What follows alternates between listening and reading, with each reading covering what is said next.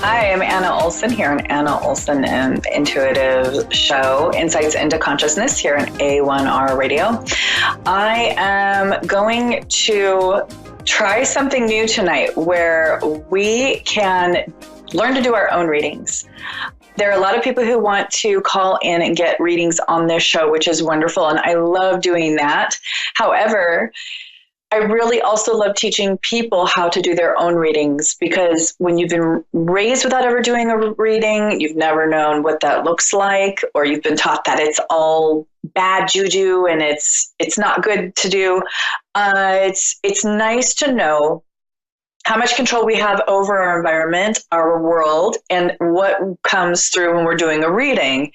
So when we're doing a reading, it's exclusively whatever we invite into our space. So if you are on a higher frequency, love and above, thinking about your rainbows and kittens, whatever it is that makes you happy, floats your boat, that's when you're going to bring in the most positive information. It's quite simple. And anybody can do this to an extent, but we do have readers to help along the way. So I've been able to do this younger, and I didn't realize that it was different for me than other people until and I just want other people to know that they can do this for themselves. So if you're at home and you want reading tonight, I'm not going to do it here tonight. What I'm going to do is teach you how to do your own reading tonight. So I want you to either grab a deck of cards. I have mine here. This is a tarot deck, and this is a real basic, pretty deck, and it is called the Wild Unknown Tarot. I bought these on Amazon, and you're going to have this box that comes with some cards, and when you do first get it, it's a good idea when you open the box, to cleanse it. You can cleanse the energy off of anything with sage, by doing Reiki, meaning you hold it with your hands, you imagine love and light going through them, you charge them with your energy and what you need from them, using them only for the greater good, and only the good information comes through. Now, when you open up this box, you're going to have a deck of cards inside, and there's going to be a book that comes with it. So the guidebook is kind of nice for beginners because it just kind of helps you to guide you through the first part and to basically get an idea of where to start. The definitions are nice when you first start because you can kind of start to tie together the story. And there's always a story when we do a reading. There's a story of energy that's coming through. There's a story of what message is supposed to come through. And we are just supposed to piece it together by concentrating and focusing and meditating on the cards. Now, before you start, you're always going to want to do your meditation, grounding, protection. And what that entails is however it looks to you to be in the zone or to be in a place where you are feeling at peace and you're feeling love, joy, happiness, or at least peace. Because sometimes we do readings when we really need some information because we're having a really hard time. So the goal is to be in a really positive, happy place as much as possible. And if you're not already in that positive, happy place, the goal is to get to your positive, happy place after the reading. That's what these are for. Dare I say, you go to a reader and they give you a bunch of really bad information. You do not want to go back to that person. Sometimes you're manipulated or whatever into coming back, or when you pay me a bunch of money type stuff, then I'll help you. That's bull. So we don't want to get involved in anything like that. And as a matter of fact, that's why I like to teach people to do this for themselves and to learn their own skill and to do their own style and see where that will take them, just for their own benefit. Now, when we are talking about reading cards, you start off on your own first and see how it makes sense. And then you can start reading for other people, just people that you know, people close to you, see how it turns out. But this is basically to teach you how to do your own reading. So when we cleanse and we protect our space, we're going to think a lot about the heart chakra, because that's where a lot of this comes from. It comes from our heart chakra. It comes from our other brain. There's a brain in our heart chakra, there's a brain in the stomach, and there's a brain in our head. There's not just one brain in the head that controls all the involuntary muscle fibers in our body. There is also the stomach and the heart brain. And they already inherently know everything that we need to know. What this does is it brings those messages forth, brings those messages through. It helps us to get the things out of our subconscious, out of our body. Whatever our body is storing, it brings it up and out. So we start with the heart chakra. We start with our inner knowing, our peace. We imagine all that beautiful, angelic, divine white light coming through the top crown chakra of our head, down through the feet, grounding into the Mother Earth, into the core of the earth. You can feel it basically swirling around under your feet. There should be, some sensation of relaxation, focus, love, calm, and peace. Just do your best. You'll get there. If you're not already sure how to do it, I've been doing visualization and meditation since I was a child. To me, it's very natural and normal. It is something to get used to and to perfect for you in your time and in your way. You can bring in different calming guides that will help you.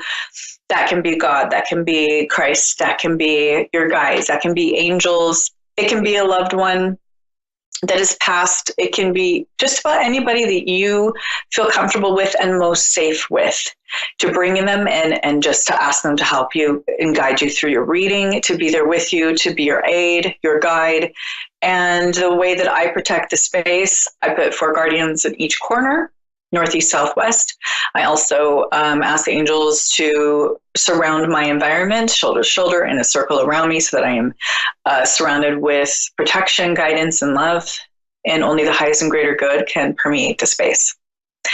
And after that, what we'll do is we will take out our cards, and you can kind of hit them against your hand or just shuffle them, do whatever you need to do to start moving the energy through them. We know that molecules have energy. They have memory. They remember what they've been through. That's why we sage, cleanse, clear everything before we start. When we first get a box of cards, it doesn't have to happen every single time, but you can do that if you'd like.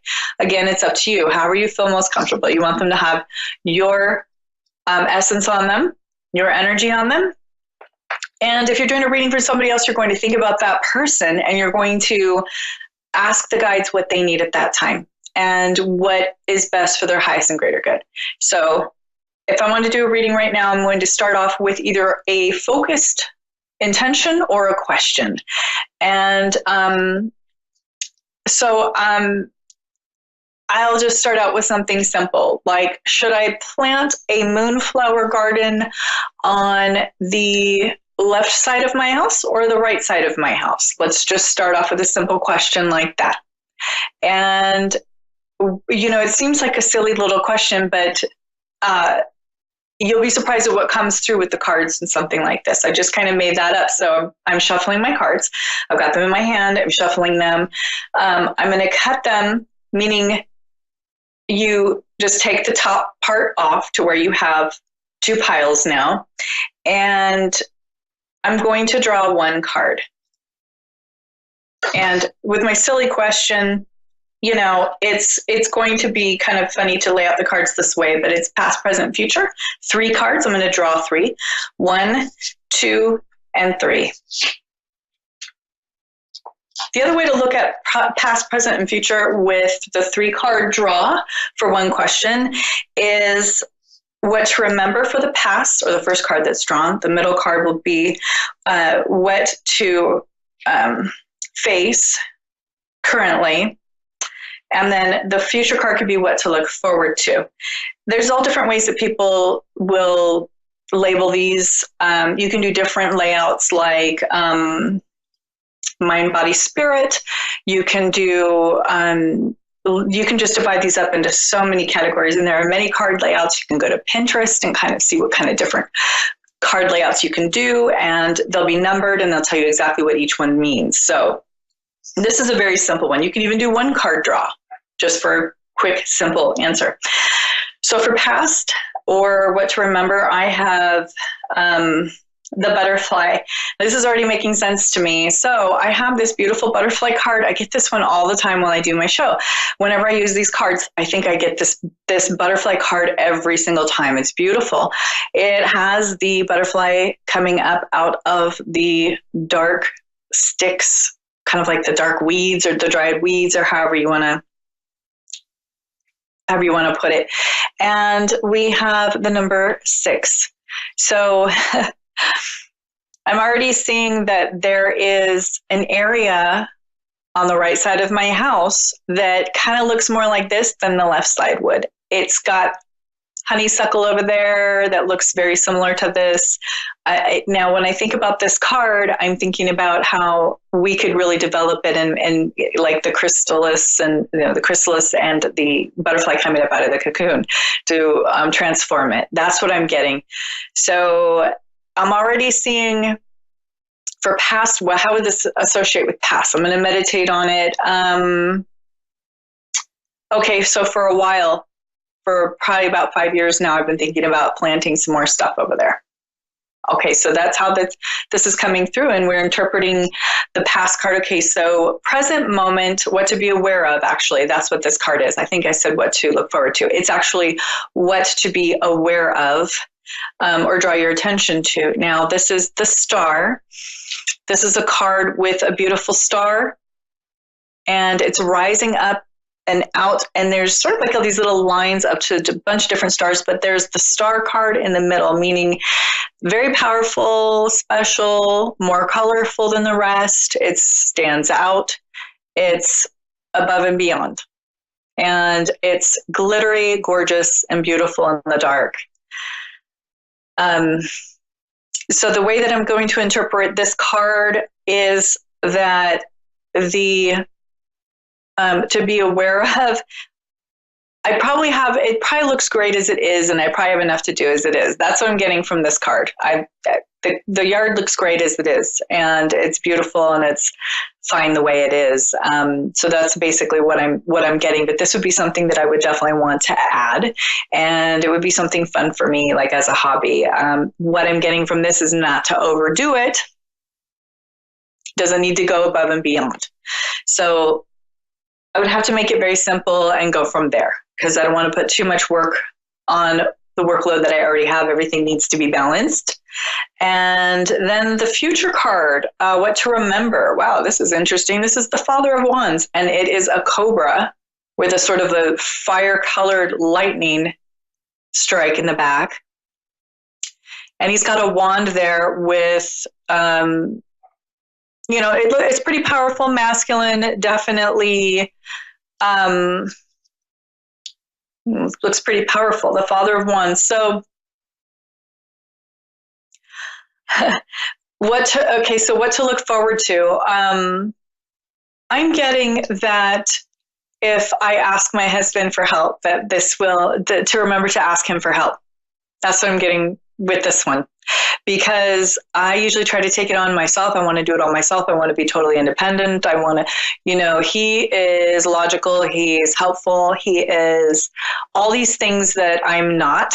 And that's just the truth. He's my other half. So many times I will try, this is telling me to remember in the future that to ask him for help, ask him for his input, see what he thinks. There have been times where I wanted to move a dresser into a spot, and he has to say, there's no way that's going to fit there. And I'll be like, no, it totally fits. What are you talking about?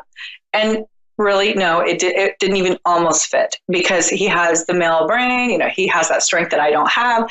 I know that women can also do that, but I'm just saying that in this card draw, it's bringing up all these things for me that I have to keep in mind, not to overdo it. Again, I'm also seeing a correlation between me not overdoing it and having my husband help me, because he is the reason why I usually wouldn't overdo it. Half the time my husband is saying, are you sure that you can do that too? So, I'm a very, very driven person. I'm constantly on the go, and he really balances me out with this nice, mellow personality. So that is that answer to that question with those cards and my interpretation for my question. So the goal is to, when you first start out, you're going to ask a question and meditate on the cards where you stop in your space. You're going to be breathing. Now, I have to just really put focus on how we're breathing and why, and making sure that we're breathing while we do this. First of all, it's healthy. It will relax you. It also relaxes the nervous system. You have to breathe into the abdomen, meaning your abdomen should rise and fall as you breathe. Now, this is also connected to the chakra in the solar plexus and the sacral chakra. So those are the two lower chakras above the root chakra. And the colors there are yellow and orange. So you can also, if you need to relax, soft yellow, soft orange colors around you, foods in the same color.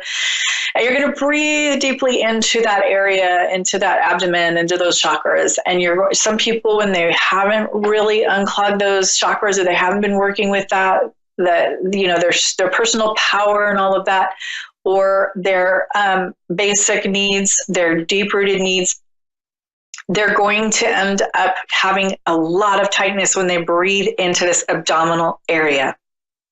And the goal is to keep making yourself until it sort of stretches out that diaphragm area, and you become more and more comfortable putting a lot of air into that area. It's basically the diaphragm drawing air into the lungs, deep into the lungs, and getting tons of oxygen, and then exhaling completely so that you're getting rid of any leftover stale air in the lungs. We don't want a lot of stale air in there. You want to get all that stale air out so you can get as much oxygen back in. That will put the nervous system into a place where you are more available to receive message from spirit, because it goes through the nervous system down from the brain, and that is what causes the signal to come through.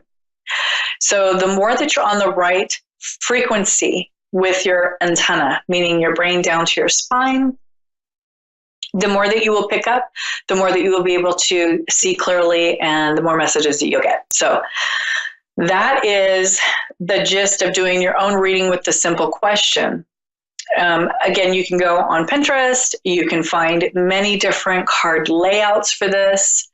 And the cards just start people off for the most part. The goal is to do a reading without any cards. Sometimes readers will still do them because it's just comfortable. It just kind of helps you to feel comfortable with it. But the more that you do it, the less you'll need your cards.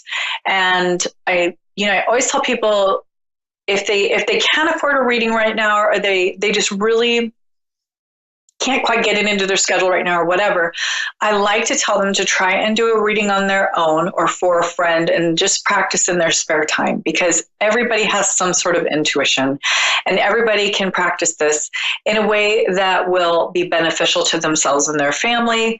And many questions we even know ourselves. And when we're doing this card draw and the reading, we're pulling it out of our subconscious, and we're taking things out that we know that we just can't see right now because we're stressed. And there we go again with the stress. The reason why we do these readings in this way on our own questions and get those answers out of our subconscious mind and from the divine as well, that's also connected directly to the divine and our highest self, our higher self, meaning our spirit. The reason why we do that, we want to get in there, is because the less aware we are of our subconscious and our higher self, the more loss we can feel, and the more anxiety that we get. And so the goal is to try and be calm, get those answers for yourself if possible. And what I like to do is go to a reader for confirmation to see if they get the same thing I did. And I don't think I've ever gone to a reader and have not gotten confirmation, because I trust my readers. And, it's funny because readers or psychics will always say, well, we can never read ourselves. So this is why we need we don't get a free ride through life. We don't get a compass where we don't have to do any work, and all we have to do is use our intuition, and we don't have to try for anything, and we don't have to go through struggles. That doesn't make any sense whatsoever. So we also get to do our work, and we also get to have confirmation from other readers and get help from others in however way that is, whether that be going to a place of worship, or we have a religion, or we have a spiritual practice. Some people have yoga. Some people practice a lot of meditation, such as Buddhism or Zen practices, or just mindfulness. So all these things lead to the correct answer. And I always come back to the present moment and going back to, is this what I need to be focusing on? Do I have to worry about this right now? Is this stressing out unnecessarily? Is this something that I can think about later and just do something else right now to distract me from it? And, just let me process it and I'll come back to it later. There's a lot of questions that we can ask ourselves as well, and we will know consciously exactly how to deal with it. And that will also be the goal. In addition, I love to add physical activities and exercise, weights, anything that increases your body awareness and stability, health, strength, cardiovascular health, brain health. That's where we're going to get our brain in shape to be able to do the things that we need to do spiritually. It is all connected. And if we neglect the temple, we are neglecting the spirit. And that is very important. So, whether we count macros, eat more vegetables, eat a salad every day, a big salad, go to the gym every day, go hiking out in nature. Those are all the things that will feed our spirit, our soul, our well-being, our anxiety. Part of us will start to dissipate the more that we do these things. Not just meditation indoors with fake lights. Okay, we need sunlight, vitamin D3 from sunlight. We need the trees, the bushes, the plants, everything. We need that nature. We need moving water around us. Those are things that, human beings have lived around for many, many years. And then we kind of put in these neighborhoods and everything, which are wonderful. But then we kind of forget, where we came from. And that's where we came from. The diet is an issue. These are low vibrational foods that we have very conveniently placed around us to make somebody else some money. Okay. That is not on the higher vibrational frequency.